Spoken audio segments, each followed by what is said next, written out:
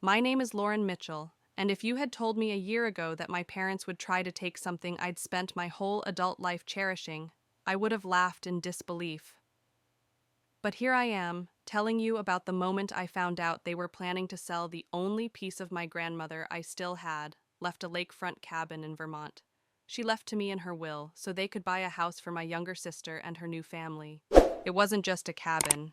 It was the place where I learned how to fish at dawn, where the scent of pine and wood smoke felt like home, where my grandmother taught me how to paddle a canoe before I could even ride a bike. She left it to me because she knew how much I loved it, how I'd protect it. And now my own family was making plans to take it from me without even asking. The night I overheard them, I felt like the air had been sucked out of the room. I was at my parents' house for Sunday dinner, pouring myself a glass of water in the kitchen, when I caught their voices floating in from the den.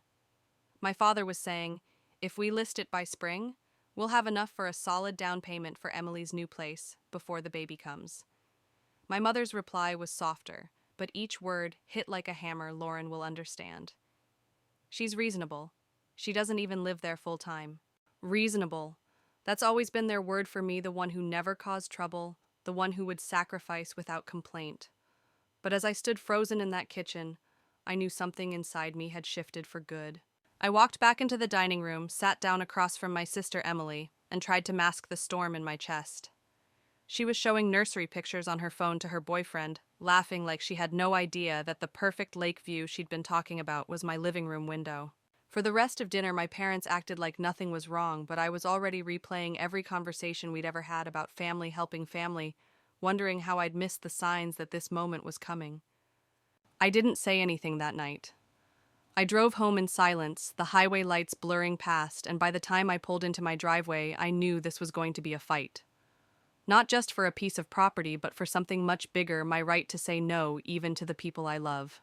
And if you've ever had to choose between keeping the peace and keeping what's rightfully yours, you know exactly how heavy that decision can feel. If you've ever been in a position where family expectations cross the line into taking from you, leave a like and tell me where you're listening from, because this is where my story begins, and it only gets messier from here. When I was a kid, that cabin wasn't just a vacation spot, it was my entire summer world. My grandmother, Margaret Dawson, bought it with my grandfather back in the late 1960s.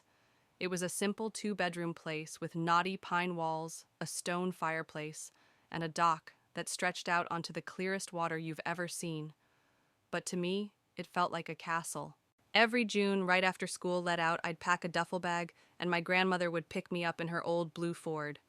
We'd drive the 3 hours from Boston windows down radio playing old country songs she loved, and by the time we pulled into that gravel driveway, I'd be grinning like I'd just won the lottery. She taught me everything there: how to bait a hook without flinching, how to paddle without tipping the canoe, how to build a fire that would last all night. In the mornings, we'd sit on the porch with mugs of coffee and hot chocolate watching mist roll across the water. She'd tell me stories about her childhood, about how she'd grown up with very little, but always found ways to make life beautiful. One afternoon when I was about 13, we were shelling peas on that same porch when she took my hands in hers and said, "Lauren, you've got a kind heart, and that's a gift. But don't let people mistake your kindness for weakness. Even family will take more than they should if you let them." I laughed it off at the time, thinking she was being dramatic. Now those words echo in my head more than ever. When I turned 18, the cabin became less of a summer tradition and more of a personal refuge. I'd escape there on weekends, during college sometimes, with friends, sometimes just alone. After my grandmother passed, she left it to me in her will with a handwritten letter that I still keep in my nightstand. In it, she wrote, "You're the only one who loves this place for what it is, not for what it's worth. Promise me you'll always take care of it." I took that promise seriously. I poured my savings into repairs: a new roof, updated plumbing, refinished floors. I replaced the old rickety dock so it was safe again. And I kept the place exactly the way she left it. Her quilt folded at the foot of the bed, her mason jars lined up on the kitchen shelves. Meanwhile, my family rarely showed any interest. My parents had their own comfortable home in the suburbs, and Emily, my younger sister by 6 years, preferred city life. She once told me she couldn't survive without Uber Eats, and joked about the cabin being cute but in the middle of nowhere. That's why when I overheard their plan, it felt like a betrayal layered on top of indifference. They didn't care about the cabin until it became useful to them, and now they wanted to take it under the guise of helping Emily. I kept replaying my grandmother's words. Don't let people mistake your kindness for weakness. It wasn't about being selfish. It was about respecting the boundary she'd asked me to protect. Driving back to my apartment that night, I gripped the steering wheel so tightly my knuckles ached. My parents' voices kept looping in my head. She doesn't even live there full time. She'll understand. She's reasonable. Reasonable meant easy to steamroll. Reasonable meant they thought I'd just hand over the keys. For the first time, I started to see my family dynamic in sharp, unflattering detail. Emily had always been the golden child, charming, spontaneous, and often irresponsible, but somehow always rescued. I had been the dependable one, the fixer, the person who quietly made sacrifices so everything stayed afloat. That night, as I lay awake, I knew the fight ahead wouldn't just be about keeping the cabin. It would be about finally breaking that unspoken rule in my family. Lauren takes care of everyone else, no matter the cost to herself. And if I was going to honor my grandmother's trust, I'd have to do something I'd never really done before, say no and mean it. The thought was terrifying. But it was also freeing. I could almost hear my grandmother's voice in the back of my mind, steady and sure, telling me I was stronger than I realized. What I didn't know yet was just how far my family would go to get what they wanted, and how far I'd be willing to go to stop them. Growing up, the difference between how my sister Emily and I were treated wasn't something I fully understood. It was just the air we breathed. Emily was the sun around which my parents orbited. She had this effortless way of making people like her, and my parents saw her light as something fragile that needed constant shielding. When she quit her first job after just 2 months because her boss didn't get her, my mother told her she was too creative for boring office work. When she maxed out her first credit card, my father paid it off without so much as a lecture. And when her car was repossessed, they bought her a newer one, saying, "It's safer for you to have something reliable." Meanwhile, my accomplishments were treated like items on a to-do list, acknowledged briefly, then moved past.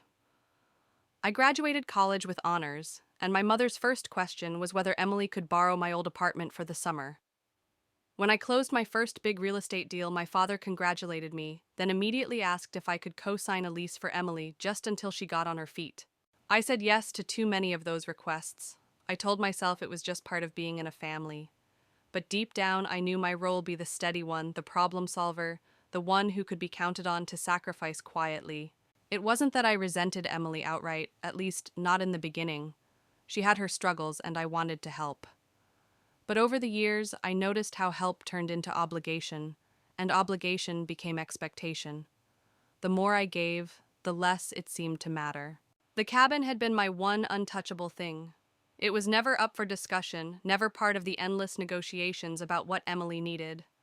Everyone knew it was mine, both legally and in spirit. It was the line I thought they wouldn't cross. But as soon as Emily announced her pregnancy, the conversation shifted in a way I should have predicted but didn't.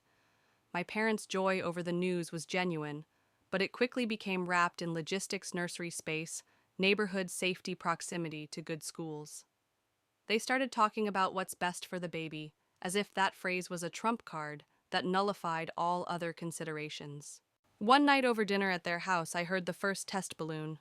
My father mentioned that Emily's one-bedroom apartment was a little cramped for a growing family. My mother sighed about the cost of rent. Then came the sideways glance at me, soft, almost apologetic, but with an undercurrent of certainty. I knew what was coming before they said it. My father casually remarked that it was a shame the cabin sat empty most of the week.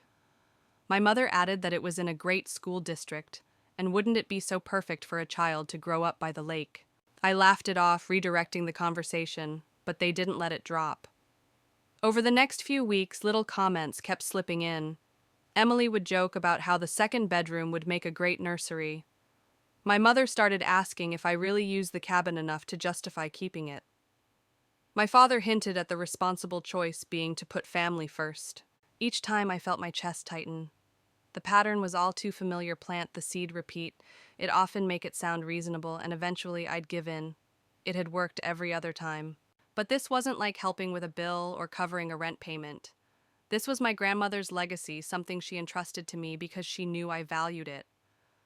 The thought of them viewing it as just another asset to shuffle around made me feel invisible, like my connection to it didn't matter.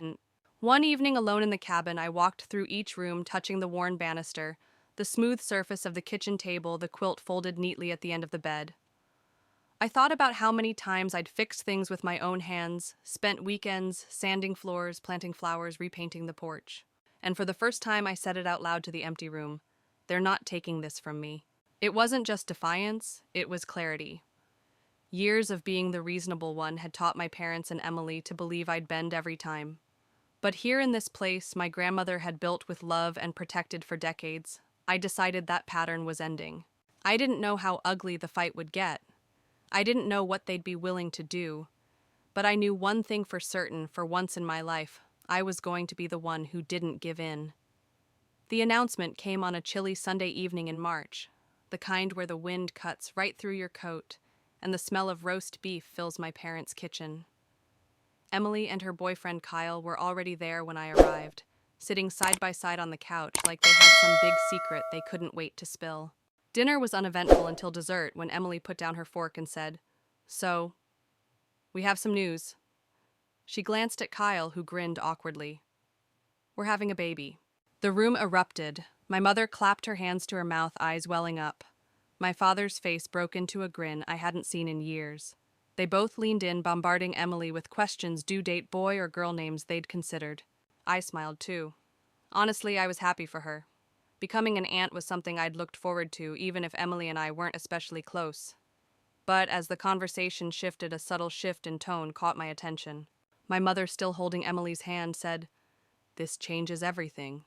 You two need space, a real home for a baby." My father nodded, adding, "That one-bedroom apartment isn't going to cut it. Rent's ridiculous these days." I knew that tone. It was the warm-up before a request.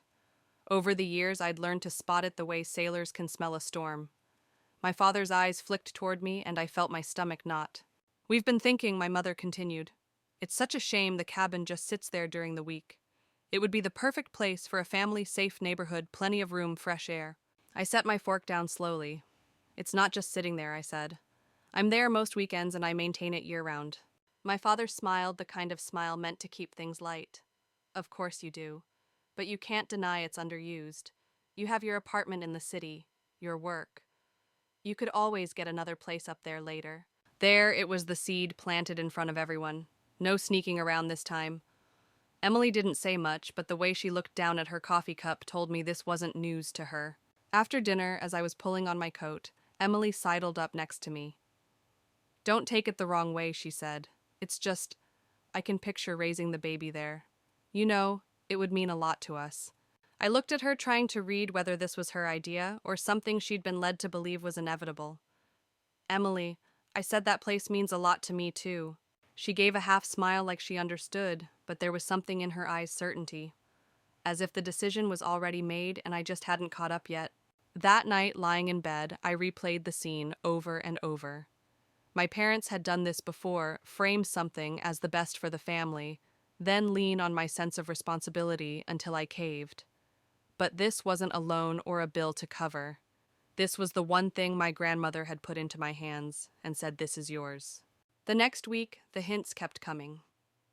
My mother called to check in, but steered the conversation toward how expensive it would be to buy a house from scratch. My father emailed me listings of homes in the city as if to say, "See, you could live here instead." Emily texted me a picture of a crib with the caption, "Wouldn't this look great in the cabin's second bedroom?" Every time my answer was polite but firm, "I'm not selling." But it was like they didn't hear me or maybe didn't believe me. On Saturday, I drove up to the cabin. Snow was melting along the edges of the dock, and the air smelled like wet earth and pine.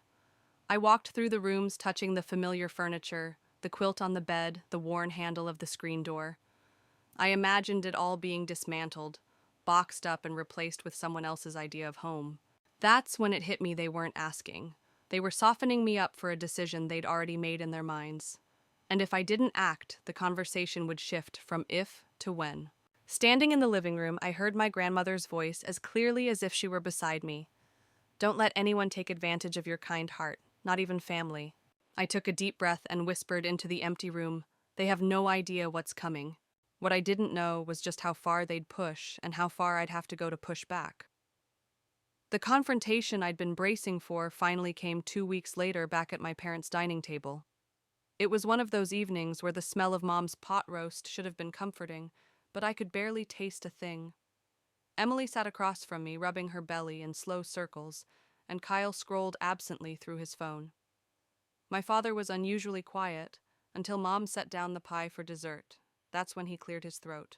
Lauren, he began with that falsely casual tone I'd heard 100 times before. We wanted to talk to you about something important, your grandmother's cabin. I leaned back in my chair. My cabin, I said evenly. He hesitated, thrown for a moment, then pressed on. Technically, yes.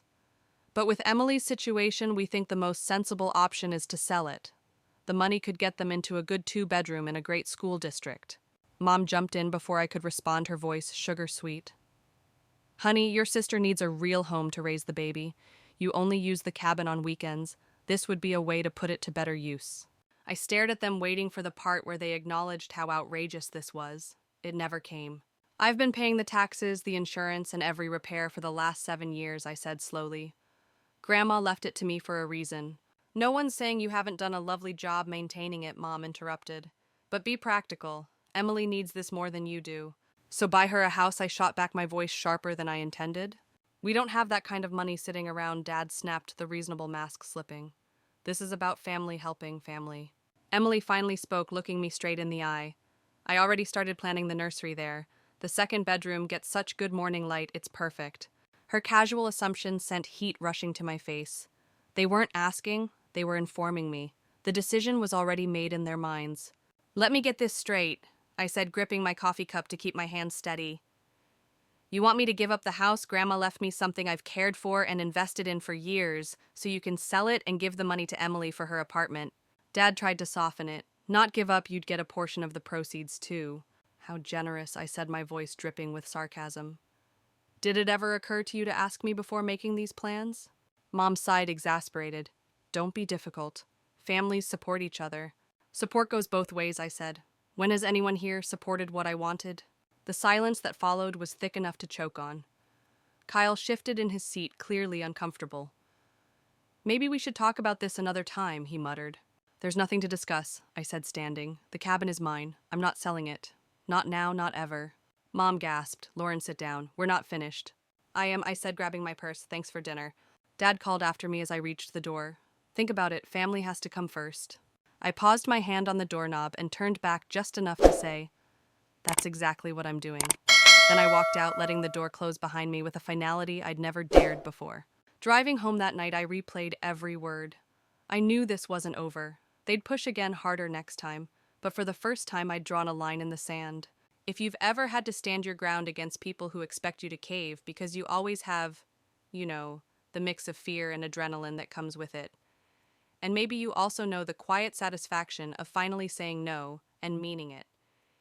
If you've been in that place, tell me in the comments how you handled it. I'd love to hear your story because, trust me, mine is only getting started. I thought the dinner table blow-up might slow them down. I was wrong. If anything, it seemed to make my parents more determined. Over the next week, the calls and messages started coming in waves, each one laced with a new angle to convince me I was being unreasonable. On Wednesday, Mom called while I was at work. Your sister's been so emotional lately, she began, skipping over any greeting. Stress isn't good for the baby, Lauren. You know that. We're just trying to create a stable environment for her. I'm not selling the cabin, Mom, I said, keeping my voice low so my coworkers wouldn't overhear. This isn't about selling, she countered quickly, like she'd anticipated my pushback. It's about using what we have to help each other. That cabin is just sitting there. It's not just sitting there, I cut in. It's mine, and I use it exactly how I want. Her sigh on the other end was long and heavy. You used to be so accommodating. What happened to you? I hung up before I said something I couldn't take back. 2 days later, Dad tried his turn. He showed up at my apartment unannounced, holding a manila folder. I've been running the numbers, he said as soon as I opened the door. If we list in April, we can get top dollar. I know a realtor friend who'll waive his commission for family. I stepped aside reluctantly, and he spread out printouts on my coffee table, comparable sales market trends, even a mock-up of a listing description. Dad, you're wasting your time, I said, shoving the papers back toward him. You're not thinking long term, he insisted. You could use your share for a bigger place in the city, maybe even invest in something else. This is a win-win. For who, I asked, because from where I'm standing it looks like a win for Emily and a loss for me. His jaw tightened. You've always been the practical one. I thought you'd see the bigger picture. That phrase, bigger picture, was their way of saying my needs didn't matter if they conflicted with Emily's. The real breaking point came the following Saturday. I was sipping coffee in the cabin's kitchen when my phone buzzed with a text from Dad. We've arranged an open house for next Saturday. Make sure the place is tidy. I read it twice, convinced I must have misunderstood. Then I called him immediately. What do you mean you arranged an open house? We're just getting the ball rolling, he said smoothly. Interest rates are still decent, but they won't stay that way forever. We still have the spare key from when we helped you move the canoe last summer, so you don't need to be there. We'll handle everything. You're planning to show my property without my permission. My voice was low but shaking. Don't be dramatic, he replied. This is a family matter. No, Dad, I said, my voice hardening. This is a legal matter, and you have no right. When I hung up, my hands were trembling, not with fear, but with anger. It was one thing to push to guilt, to manipulate. It was another to cross into my life uninvited and start acting like my property belonged to them. That afternoon, I called my best friend Jenna and unloaded everything.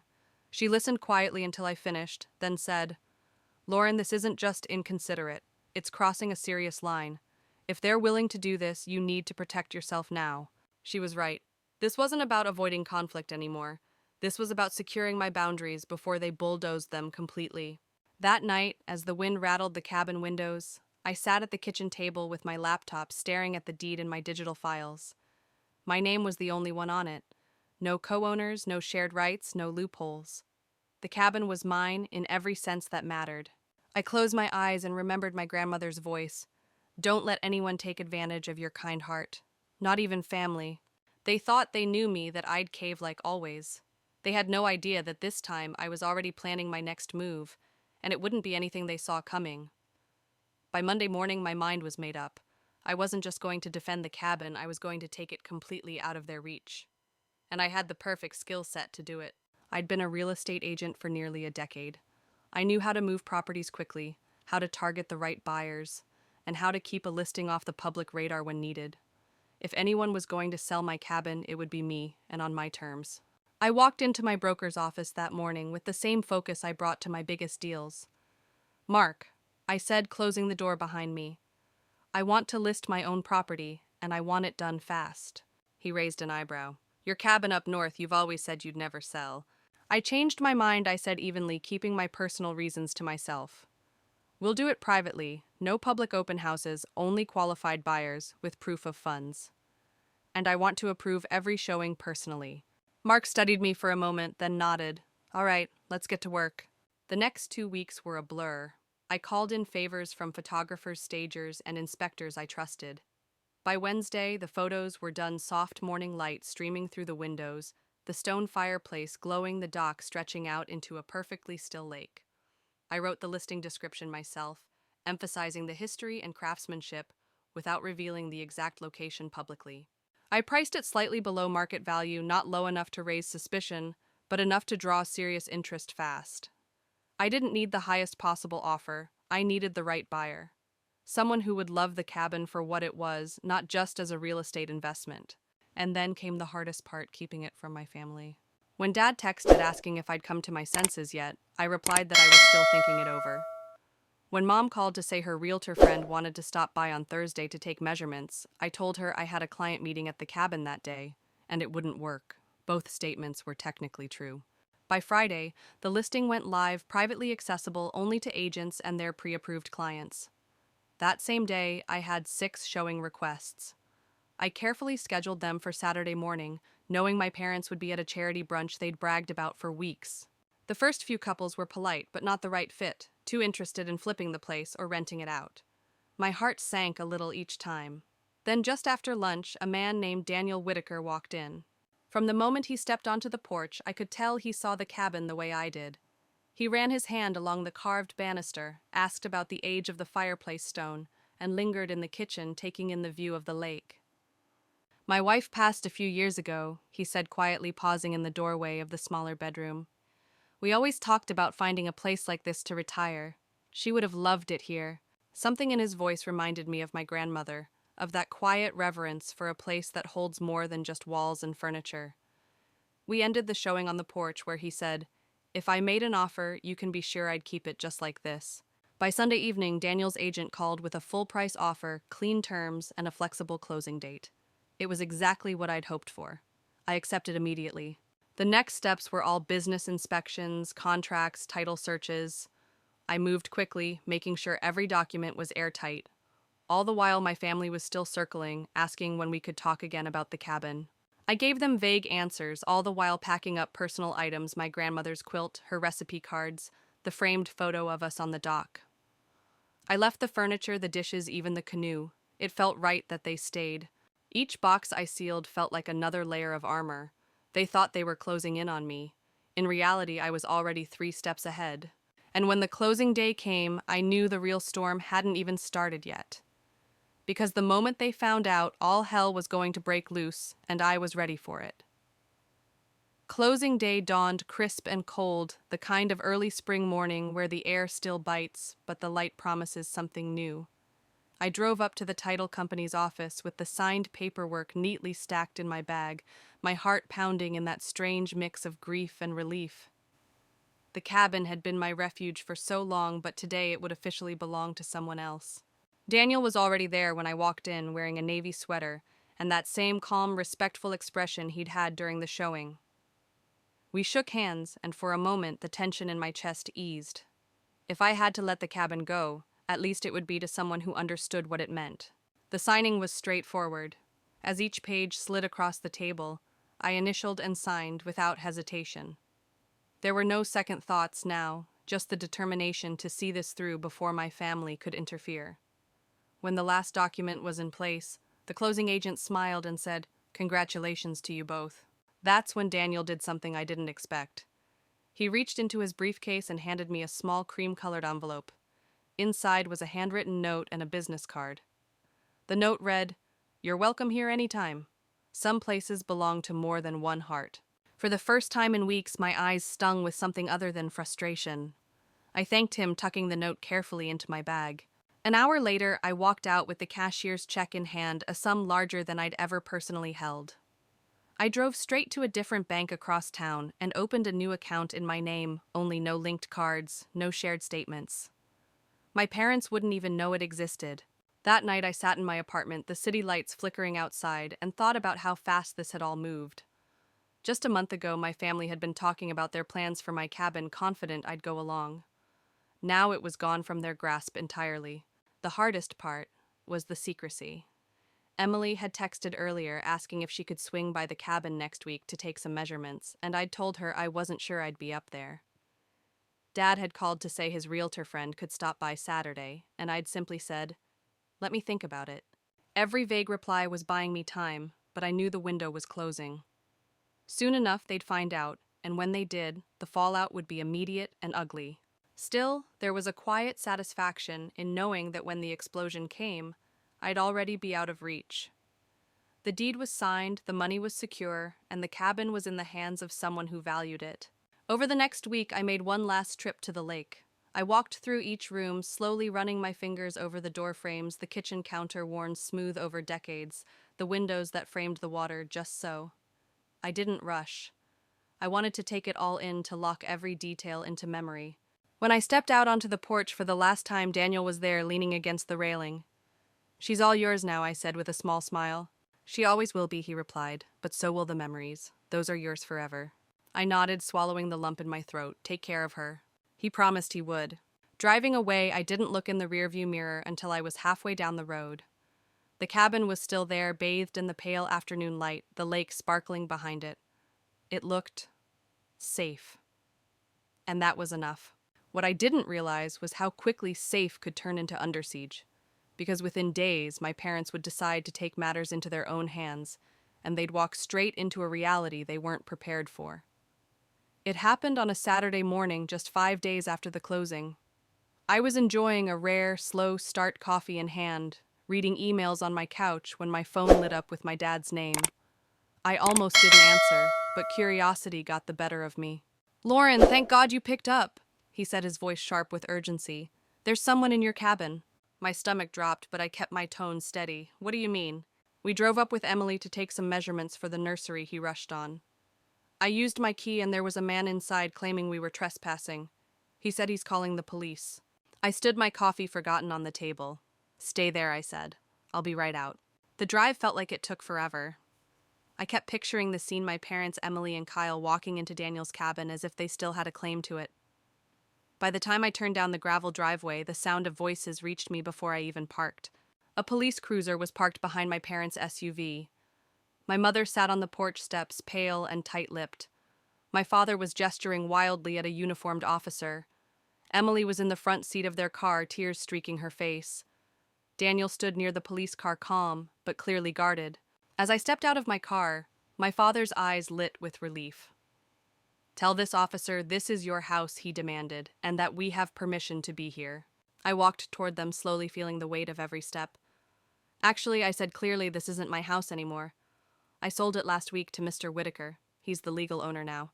Silence hit like a slap. Even Emily's sobbing quieted. My father's expression morphed from confusion to disbelief to outright anger. You what? My mother stood abruptly. You can't have sold it without telling us. We were going to sell it for Emily's apartment. The officer looked between us, piecing things together. Ma'am, he said to my mother, are you saying you entered this property without the owner's permission? It's a family misunderstanding, Dad cut in quickly. There's no misunderstanding, I interrupted, locking eyes with the officer. They no longer have any legal right to be here. I sold the property. The sale is recorded with the county. That's impossible, Mom insisted. This was supposed to be for Emily. You can't just... Your plans, I said, my voice sharp, not mine. You decided what would happen to my property without consulting me. You kept a key without my knowledge, and today you broke into someone else's home. The officer cleared his throat. Mr. Whitaker, do you want to press charges for trespassing? Daniel shook his head. Not if they leave now and understand they can't return without an invitation. Emily finally got out of the car, her face twisted with fury. How could you do this to me? To my baby? You've always been jealous of me, and now you're taking it out on an innocent child. I didn't flinch. You needed a place to live, not my place. And jealousy has nothing to do with protecting what's mine. My father had to physically guide her back to the car as she kept shouting accusations. When they finally drove away, the officer handed Daniel a copy of the incident report and advised him to change the locks, to which he replied, already done.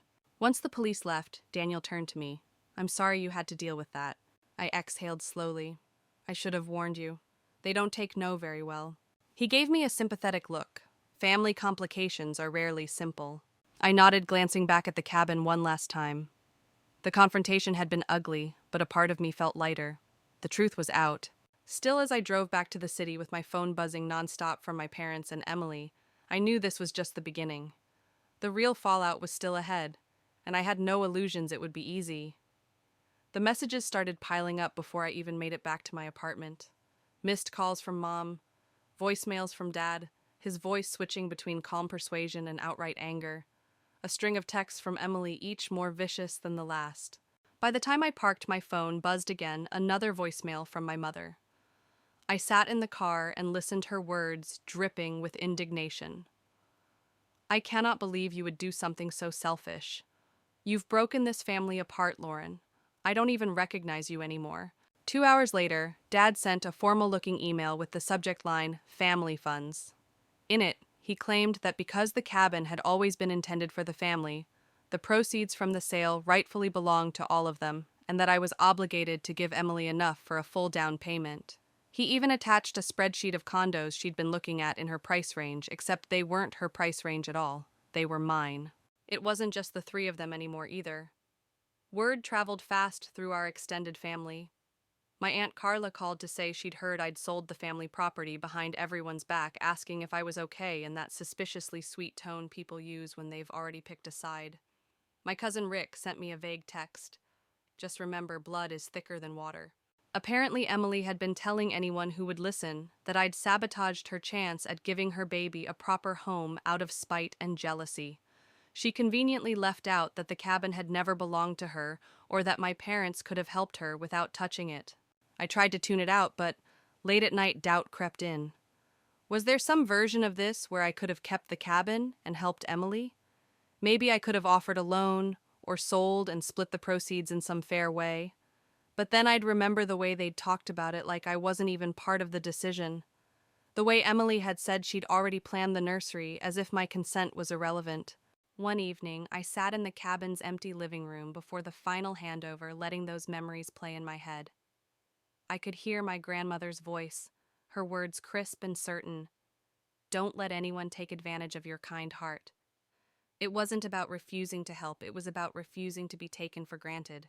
The next morning, I woke up to find Dad had emailed me again, this time CCing two family friends I barely knew, asking them to mediate this dispute before lawyers get involved. I stared at the screen for a long moment before typing back, "There's nothing to mediate. The cabin was mine. I sold it. The money is mine. This conversation is over." Hitting send felt like slamming a door, but it didn't stop them. Emily doubled down online, posting cryptic quotes about selfish sisters and people who can't be happy for you. Friends sent me screenshots, but I stopped looking. I wasn't going to win that public battle, and I didn't need to. What I did need was to hold the line, and that meant no explanations to anyone who wasn't willing to hear the truth. No half measures to appease people who saw me as a resource instead of a person. If you've ever been painted as the villain for refusing to be used, you know how isolating it feels. You also know the quiet power in sticking to your decision, even when the noise around you is deafening. And if you've ever had to stand in that storm, tell me in the comments what kept you from backing down. Because I promise what came next in my story tested that resolve in ways I didn't see coming. The first real crack in their narrative came from the last person I expected, Kyle. It was a Thursday afternoon when I got a text from an unknown number. "Can we meet? Just you and me." There are things you should know. At first I thought it might be a trap, some convoluted way to get me into a room with Emily and my parents again. But the message was signed Kyle, and curiosity won out. We met at a coffee shop halfway between my office and his job. He looked tired, dark circles under his eyes, his hair messier than I'd ever seen it. When he sat down across from me, he didn't waste time. "Emily's going to hate me for this," he said, stirring his coffee without drinking it. "But I can't keep listening to them twist this story." I leaned back wary. "Twist it how?" He exhaled. "They've made it sound like we were desperate, like we couldn't possibly afford a place for the baby without that cabin. That's not true. I've got a stable job in IT with good benefits. We can afford our apartment just fine. It's small, yeah, but it's in a good neighborhood with a great school district." "Then why push so hard for the cabin?" I asked. He gave a humorless laugh. "It wasn't my idea. I told Emily from the start we could save for our own place. But your parents promised her they'd take care of everything. She got it in her head that the cabin was as good as hers. I kept telling her it was yours, but she didn't want to hear it." Kyle looked down at his cup.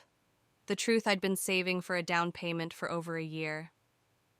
I was going to surprise her when the baby came. But now, I don't even know if she'd want that. She still talks about the cabin like it was stolen from her. His words sat heavy between us. It wasn't just entitlement, it was a story they'd all told each other so many times they believed it completely. I asked him, "Do my parents know you've been saving?" "Maybe. But here's the thing, your parents could have helped us if they wanted to. They refinanced their house 6 months ago, took out a big chunk of equity. I only found out because your dad mentioned it to me when he thought I was on board with the cabin idea." I felt my stomach twist. So they had the means. They just didn't want to spend their own money when mine was sitting there like an easy fix. Kyle shook his head. They wanted to play the part of the generous parents without actually paying the price. Your cabin was perfect for that, make it sound like family helping family while keeping their wallets closed. It was infuriating, but it also gave me clarity I hadn't had before. This was never about Emily being in need. It was about control, about using my property to solve their problem without cost to themselves. I left the cafe feeling lighter, though I couldn't tell if it was relief or resolve. Kyle had given me something no one else had in this mess, confirmation that my instincts had been right all along. That night, I sat at my desk with the deed transfer paperwork in one pile and my grandmother's letter in another. I read her words again. "You're the only one who loves this place for what it is, not what it's worth." And for the first time since this started, I didn't feel guilty about selling it. They could spin their version to the whole world if they wanted. I knew the truth now, and so did at least one person on their side. If you've ever had someone validate your side of the story after everyone else made you doubt yourself, you know the relief that brings. And if you've had a moment like that, drop it in the comments. I want to know how it changed your fight. Because for me, that conversation with Kyle was the turning point that set up everything I did next. After meeting with Kyle, it was like a fog lifted. For weeks, I'd been tangled in guilt, replaying every accusation my parents and Emily had thrown at me. But now I could see the full picture. They hadn't been scrambling to save Emily from hardship. They'd been maneuvering to avoid spending their own money. And the more I thought about it, the angrier I became. I started connecting dots I'd ignored before. The way my parents framed the cabin as a family asset instead of what it really was, my legal property. The way Emily had spoken about it as if moving in was already a done deal. The pressure, the guilt trips, the open house they'd scheduled without my consent, it all made sense now. They weren't just asking for help, they were claiming ownership over something that was never theirs. That realization hardened my resolve. I stopped entertaining their calls. Texts went unanswered. I told myself that if they wanted to talk, it would have to start with an acknowledgement of what they'd done, not another lecture about what I owed. Of course, that didn't stop them from trying. One Sunday, I got a string of messages from Mom. "We're making a roast, come by tonight. Then don't let this ruin the family. And finally, you've changed Lauren. This isn't who you are." But the truth was, this was who I was, someone who was finally willing to set a boundary and hold it no matter how uncomfortable it made everyone else. I spent that weekend at my apartment doing small grounding things, watering plants, reorganizing my bookshelves, cooking just for myself. Every so often, my mind drifted back to the cabin, but instead of the pang of loss I'd been feeling, there was a sense of peace. It was safe now with someone who respected it, and I had protected it from being swallowed by family politics. Still, I knew I couldn't avoid them forever. The longer I stayed silent, the more they'd try to twist the narrative in my absence, and so I made a decision the next time they pushed, I'd answer, but on my terms. That chance came sooner than I expected. Dad called one afternoon while I was between client meetings. Against my better judgment, I picked up. He launched straight in. "We need to put this behind us. Your mother is upset, Emily's stressed, and the baby's due in a few months. The decent thing would be to give your sister part of the sale money so she can get settled." I took a breath, kept my voice calm. Dad, the decent thing would have been to respect my ownership of the cabin and not plan its sale behind my back. He chuckled like I was being unreasonable. "You're letting pride get in the way of family." "No," I said firmly, "I'm letting self-respect get in the way of being taken advantage of." That shut him up for a second. Then he muttered, "You'll regret this when the family's torn apart." I ended the call without another word. When I hung up, I realized something important. I didn't feel shaken like I usually did after these confrontations. I felt steady. Their disapproval didn't carry the same weight anymore because I finally believed my own side of the story. Kyle's words had been the tipping point, but my own clarity was what kept me rooted. The guilt trips, the manipulation, they were losing their power. If you've ever reached that point where someone's tactics stop working on you, you know how freeing it is. And if you've ever broken that cycle, tell me how you did it in the comments, because learning to say no to my family was only the start. The real challenge was still ahead, deciding how, if at all, to rebuild what they'd broken. Months passed, and life settled into a new rhythm, one without the cabin in my hands, but with a renewed sense of autonomy I hadn't known I needed. Emily had given birth to a beautiful baby girl named Harper, and despite everything, I wanted to do something meaningful for my niece. I decided to set up a college fund for Harper. Not just any fund, but one secured through a trust designed so the money could only be used for her education, not for rent, groceries, or anything else. It felt like a way to honor both my grandmother's legacy and the promise I made to myself to protect what mattered. Arranging the trust took some effort, but I wanted it to be ironclad, something that couldn't be touched or redirected by anyone else in the family. I sent Kyle the documentation along with a small gift, a soft hand-stitched blanket I'd bought reminiscent of the quilts my grandmother used to make. His reply was immediate and heartfelt. "Thank you, this means a lot." That message gave me a quiet sense of peace. Maybe Emily wouldn't fully appreciate it now, but someday I hoped Harper would understand what it meant that someone cared enough to create a foundation for her future amid all the chaos. Slowly, the family dynamics began to shift. My mother called one afternoon, her voice softer than before. "Lauren Tyler told us what you did for Harper. That was thoughtful. I hesitated, surprised by her tone. She's my niece, I said simply. I want what's best for her. A long pause followed. Your father and I have been thinking, she finally said. Maybe we didn't handle the cabin situation as well as we could have. We miss you at Sunday dinners. I told her I'd like to meet Harper, but that I needed to know she understood why I made the decisions I did. She admitted she couldn't speak for my father or Emily, but acknowledged that the cabin was mine and should have been respected. It wasn't an apology exactly, but coming from my mother, it felt like a breakthrough. That Sunday dinner was tense, but civil. My father was stiff, but polite, making an effort to be present. Emily was initially cold, but softened when I held Harper in my arms for the first time. The baby with her mother's bright eyes and Kyle's dark hair seemed to melt some of the old tension. During dessert, my father mentioned the college fund very generous. He said, referring to the financial plan I'd put in place. I explained I wanted to do something that would make a difference in Harper's future. My mother added, We've been talking about helping Kyle and Emily with a down payment on a condo they found. It's affordable, and they can handle the monthly payments themselves. I nodded. That sounds like a good solution.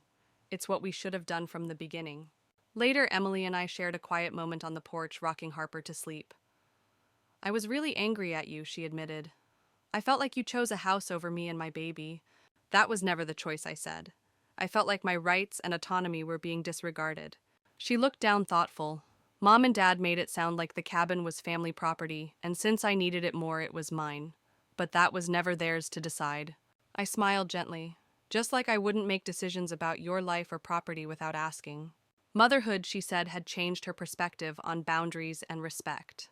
I want Harper to grow up knowing her opinions matter, that no one can decide for her without her consent. That glimpse of maturity brought tears to my eyes. Emily's apology that she wasn't sorry for wanting a home, but sorry for assuming entitlement, meant more than words could say. Our family's healing wasn't perfect or complete, but it was real. And through Harper, we found a bridge to reconnect, to rebuild on respect rather than obligation. If you've ever been through a family rift where boundaries were tested and respect was earned, slowly share your story below. Healing takes time, but it's always worth it. The months following that fragile truce were some of the most challenging yet transformative times of my life. Sunday dinners slowly became a regular part of my schedule again, although the setting shifted from my parents' house to my own condo, or occasionally to Kyle and Emily's apartment. The old family dynamics didn't simply vanish overnight, but there was a new sense of respect, a mutual understanding that boundaries mattered. My parents never fully admitted the depth of their mistake regarding the cabin, but they made small gestures to show they were trying to respect my space. Mom called less demanding me to attend family events, and Dad even asked for my input before making decisions related to Emily and Harper. It wasn't perfect, but it was progress. Throughout all this, I maintained my friendship with Daniel Whitaker, the man who had purchased the cabin. He would occasionally send me photos of the house flowers blooming in the garden, fresh snow covering the roof, the stone fireplace glowing on cold nights. Those messages were bittersweet reminders that the place I loved was safe in good hands, even if it no longer belonged to me. Harper's arrival had become a powerful symbol of new beginnings for our family. Watching her grow from a newborn into a curious toddler, I saw how she became a bridge between fractured relationships. There was something about the innocent wonder in her eyes that made it impossible for grudges to hold strong. I found myself sharing moments with Emily that I hadn't experienced in years' quiet talks, while Harper napped laughs over diaper changes and the shared hope that despite our differences, we could build something better for her daughter. Through it all, I realized what my grandmother had always known: family is vital, but healthy family relationships require more than just blood ties. They need respect, clear boundaries, and the courage to stand firm when those boundaries are crossed. The cabin, which had once been a source of pain and conflict, ultimately became a lesson in resilience and self-respect. I learned that letting go of something cherished doesn't mean losing everything. Sometimes it means making room for growth, healing, and new connections. If you've ever faced the painful choice of standing up for yourself at the risk of hurting loved ones, or if you're struggling with family boundaries right now, know that you're not alone. Share your experiences in the comments. I'd love to hear how you navigated those difficult waters. Because in the end, it's these challenges that shape us into who we're meant to be. And sometimes the hardest decisions lead to the most necessary growth. If you believe in the power of standing up for yourself and the importance of family done right, I invite you to subscribe and join me on this journey of courage, healing, and love. Together we can write the next chapters of our lives with strength and grace. Looking back, I never imagined that protecting a simple lakeside cabin would become the defining battle of my adult life. But in fighting for what was mine, I learned lessons far greater than property ownership. I discovered the true meaning of self-respect, the strength it takes to set boundaries, and the courage required to stand firm, even when those you love most don't understand. The cabin was more than wood and stone. It was a symbol of my grandmother's trust and my connection to family history. Losing it stung deeply, but what hurt more was the attempt to erase my voice, my choices, and my autonomy. And that's why I refused to give in. During those hardest months, I felt the sharp edges of loneliness and judgment. My family's cold shoulders whispered accusations, and public whispers painted me as selfish and unfeeling. But I clung to one truth: love should never demand the sacrifice of your dignity. Real love respects boundaries, listens to your needs, and lifts you up instead of tearing you down. When Emily finally apologized not just for wanting the cabin, but for assuming entitlement, I knew healing had begun. It was imperfect and slow, but it was genuine. We started to build a relationship not based on obligation, but on mutual respect and understanding. And Harper, the bright-eyed baby who bridged the gap between us, reminded me daily that the future doesn't have to be burdened by past mistakes.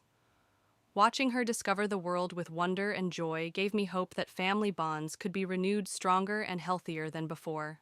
If you've ever faced the pain of standing up to family feeling isolated or misunderstood, know that your story matters. Your voice matters. And sometimes the hardest choices lead to the most profound growth.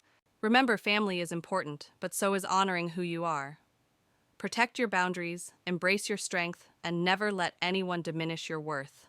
If this story resonated with you, I encourage you to subscribe and share your experiences in the comments. Let's build a community where courage and self-respect are celebrated and where everyone's story can be heard without judgment. Together we can rewrite what it means to be family, one brave step at a time. After everything that happened, I realized that family is not just about shared blood or property. It's about respect, trust, and honoring each other's boundaries. My grandmother's cabin was never just a house. It was a symbol of her love and faith in me, a legacy I was determined to protect. Letting go of the cabin was painful, but it also taught me that sometimes holding on too tightly to things can hold us back from growth. True strength comes from standing up for yourself, even when it means going against those you love. I found healing not just in the rebuilding of family relationships, but in reclaiming my own voice and self-worth. The hardest choices are often the ones that lead us to the most profound transformations. If you're facing challenges with family boundaries or struggling to assert your needs, remember that you are not alone. Setting limits doesn't mean you love less. It means you respect yourself enough to demand fairness. Thank you for listening to my story. If it touched you, please subscribe, share your experiences below, and let's support each other on this journey toward courage, healing, and true family connection. Sometimes the bravest thing we can do is choose ourselves, and that choice can change everything.